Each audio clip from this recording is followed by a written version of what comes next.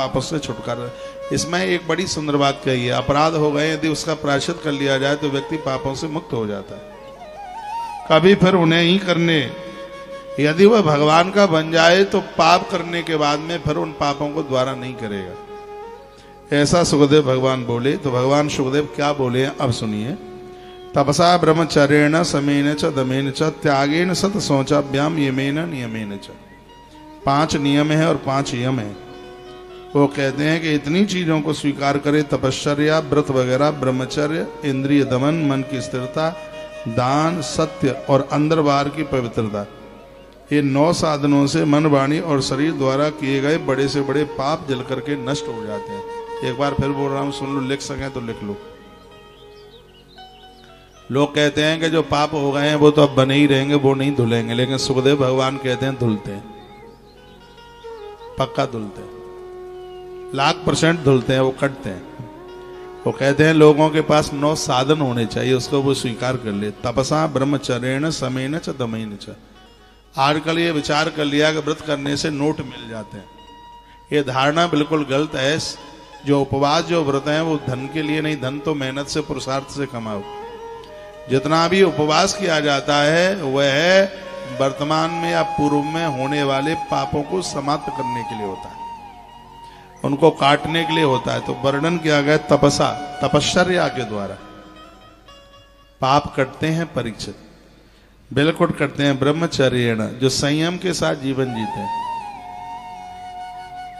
इससे बिल्कुल पाप समाप्त हो जाते हैं।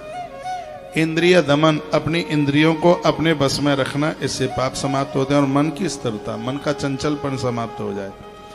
दान करने से, सत्य का सहारा लेने से, अंदर बाहर की पवित्रता बनाए रखने से शरीर द्वारा किए गए बड़े से बड़े पाप भी नष्ट हो जाते हैं।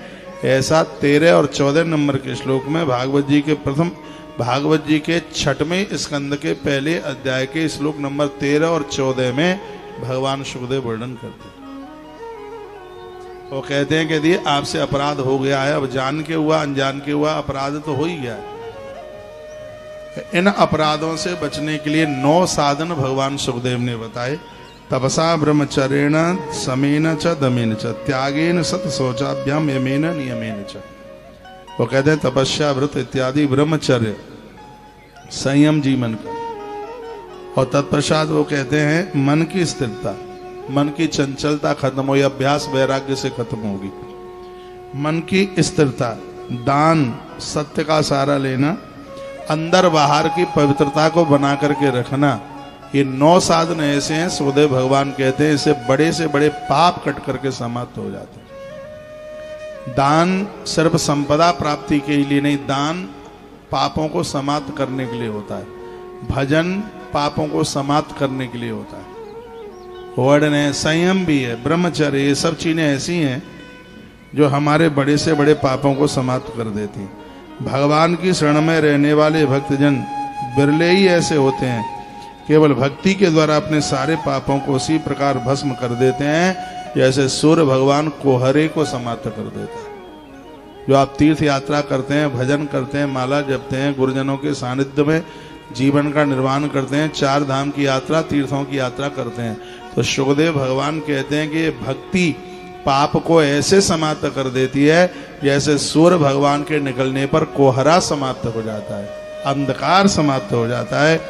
कितनी अद्भुत बात भगवान सुखदेव मुनि ने कही। श्लोक नंबर 14 है, देहा वा बुद्धिस्त्वं धीरा धर्म ज्ञास ध्यानवतः छपद्यम महेदति वेणु रूपवारणा। जैसे माचिस की तीली बांस के जंगल में लग जाए तो पूरा जंगल समाप्त हो जाता है, उसी प्रकार से श्रद्धा से लिया गया भगवान का एक नाम भी हमारे अनेक जन्मों के पापों को जला करके समाप्त कर देता है। इसलिए भगवान के नाम को नित्य जपिए, कितने भी आप व्यस्त क्यों नहीं है। यदि नाम नहीं तो दाम नहीं, कुछ नहीं। भगवान का नाम तो नित्य। कहा गया कोटिम तक्ताम हरिम स्मरेत, 1 करोड़ काम करने से पहले भगवान का भजन कीजिए। भागवत कहती है मनुष्य जीवन आपने प्राप्त किया है, यदि आप भगवत भजन नहीं करते हो तो किसी का कुछ भी नहीं तुम बिगाड़ रहे, अपने साथ एक घोर अन्याय आप कर रहे। ये तो सब परिवार के खानदान के लोग 2.5 दिन रो करके सब रह जाएंगे। ये 13 दिन नहीं रोते, नहीं रोते। मैंने देखा है ना, ये ज्यादा से ज्यादा लास्ट 48 घंटा बोल रहा हूं, इनके सब काम सिस्टम में चलता है। ये तो तुम्हें लगता है कि हमारे बिना नहीं रह पाएंगे, सब रह लेते हैं। पत्नी के सहारे, बच्चों के सहारे खूब आनंद से मटर गश्ती में रहते। 13वें दिन तो चेहरे पर मुस्कुराहट आती है, हंसी आती है। पहले तो हमें रोका भी टोका भी जाता था, अब तो घर की बहू को मालकी आ गई है हाथ में। हाँ, लोग बड़ा आदर कर रहे हैं क्योंकि ज्येष्ठ बेटा है, अब घर में पिता तो रहे नहीं है। उसको भी लगता है पापा जी को तो जाना ही था, हाथ पांव चलते हुए चले गए। यही ज्यादातर ऐसे होता है। तो सुखदेव भगवान कहते हैं कि बुद्धिमान वह है कि जिसने इसी काल में, इसी जीवन में अपने अपराधों को, अपने पापों को काट दिया है और वह उनसे मुक्त हो गया।